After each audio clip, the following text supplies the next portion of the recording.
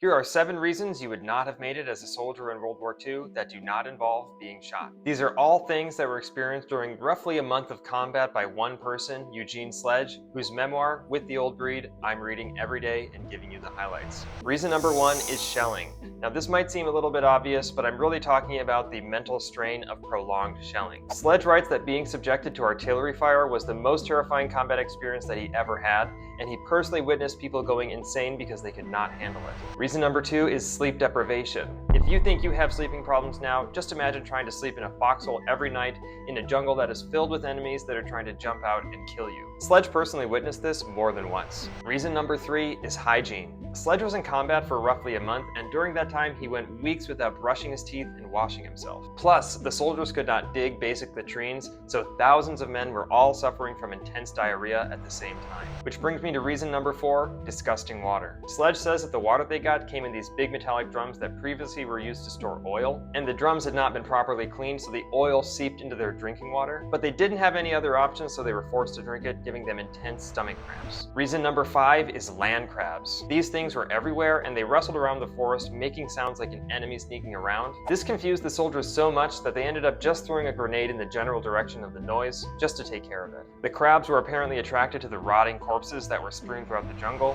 Which brings me to reason number 6, odor. Aside from the corpses, there were thousands of discarded Japanese and American rations strewn throughout the entire island. It filled the whole place with a disgusting smell that could not be escaped. And this also led to reason number 7, flies. With corpses, untreated sewage, and garbage laying across the entire island, the flies exploded in population. Sledge says that the flies became so fat that some of them could not even leave the ground. He said that they could not be scared away and sometimes fell into his coffee cup because they were so numerous. The Marines had to shake them off their food every time they tried to take a bite, and sometimes they refused to move. That does not sound like a good time, and I definitely wouldn't have been able to go through that. If there's anything else that I missed, please let me know.